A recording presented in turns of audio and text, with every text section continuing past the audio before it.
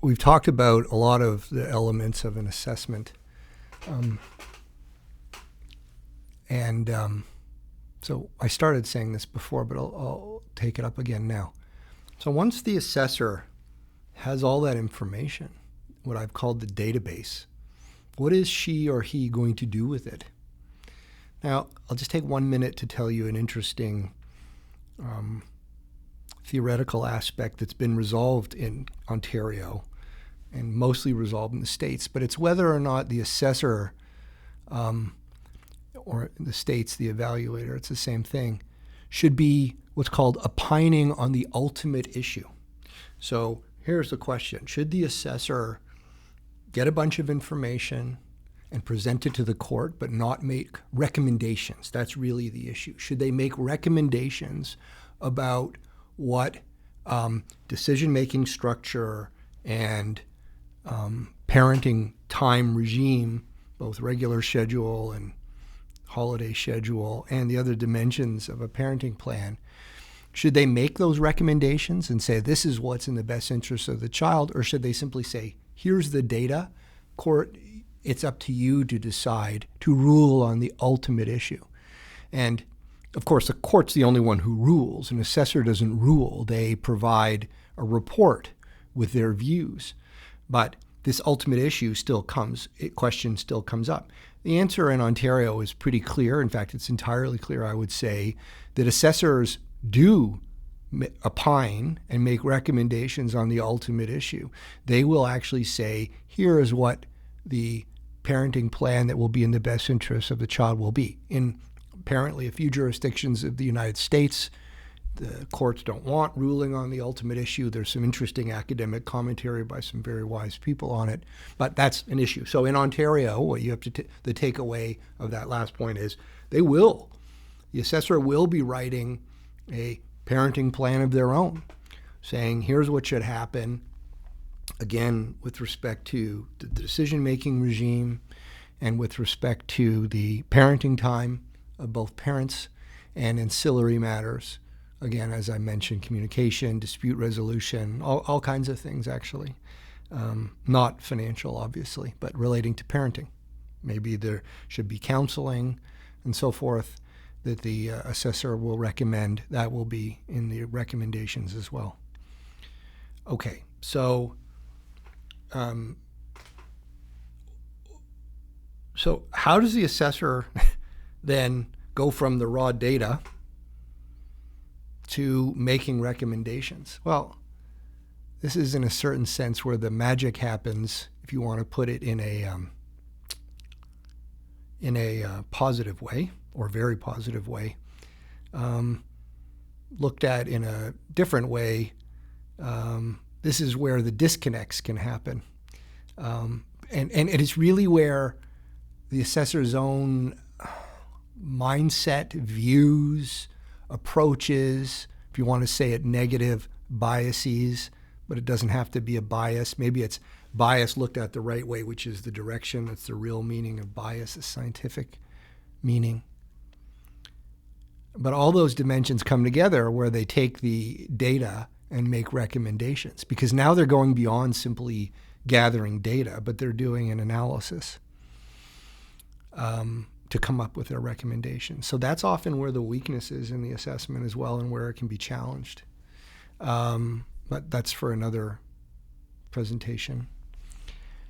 So, and what they do though is they then will create ultimately a report that's very detailed. The report, an assessment report, is usually 20 to 100 pages long. Probably most of them are 30 to 40. It goes through the background. It details the communications and contacts between the assessor and the various persons they contacted. It talks about the observation visits of the interactions with the parents and the child. It talks about the concerns raised. It talks about the parenting plan of the parents that were introduced by the parents. It talks about CAS records, police records, and so forth. If there was a psychological testing, it will talk about the results of the testing. There can be other dimensions as well. Sometimes there's substance use assessments as part of it, or substance use analyses as sort of a conjunct to the assessment itself, the Section 30 assessment. But I'm not trying to get into all the very complicated aspects and more unusual aspects. And then, of course, there's the analysis. But again, it's the analysis where from all the premises, the conclusions are drawn, but there are implied premises in there about how they made certain choices or certain opinions, really, the assessor, about what should happen. And so there's the report. But as I mentioned at the beginning, there's a practice that's developed in most of Ontario, certainly in the Toronto area, although it's not invariable, where instead of just releasing the assessment report right away, the assessor will instead not even write the report, or sometimes they'll write it, but more often than not even write it yet, and will hold what's called a disclosure meeting. Again, some assessors do not hold a disclosure meeting, but at least in the Toronto area and probably most of Ontario, they do. What happens at a disclosure meeting? Well, it depends on the assessor, but basically what happens is they're in person or by Zoom. The parties are there, the parents, the children are obviously not there, and their lawyers, and the assessor. And the assessor usually divides the meeting into at least two parts. Say two parts. One part will be to, and they'll hand out usually a form, not always, but a form, a couple pages long, that goes through who they spoke with and so forth and so on. And the documents they reviewed and such. It's really more of a background document. And the second part will be where the assessor then, and usually distributes it right then and there, but not invariably, their recommendations. And it's a short version of the parenting plan, or it's a parenting plan about, again, which of the parents will have decision-making, or whether it will be joint, and where the children will reside for the regular schedule, or at least on their recommendation. Again, they're not ordering. This is a recommendation. Can talk later about what courts do with assessments, assessment reports, and assessors. That's for another segment, really. And these are intense meetings because very often someone's disappointed. Sometimes both parents are disappointed. It's important that your lawyer prepare you for the assessment disclosure meeting, if there's going to be one. And you have to talk with your lawyer about whether or not it's wise to speak with the assessor during the meeting, to challenge the assessor. The view of my view rather, is that that's not the place for it at all. But various people can have different views. So again, you got to get your own lawyer to give you legal advice on that and to talk you through it, the risks and so forth. The practice, again, in some jurisdictions of Ontario, is that the assessor won't write the assessment report unless a party asks them, because it costs extra money to write the report. They're very detailed. And so if the parties resolve the matter after the disclosure meeting, because they hear what the assessor is going to say, sometimes the case resolves then by way of minutes of settlement or a consent court order, not necessarily that day, but right at some point after it. Then sometimes the assessor won't write the report. That's actually legally not really correct. The assessor is told by court order directed by court order to report to the court.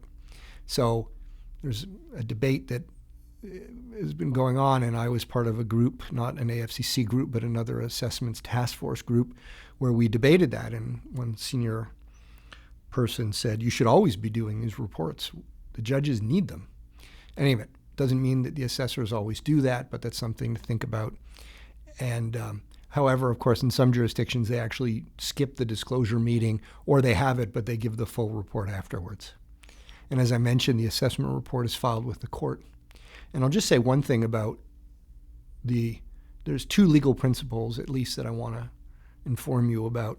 One is that the law is clear that a judge can't delegate her or his decision-making responsibility to the assessor. So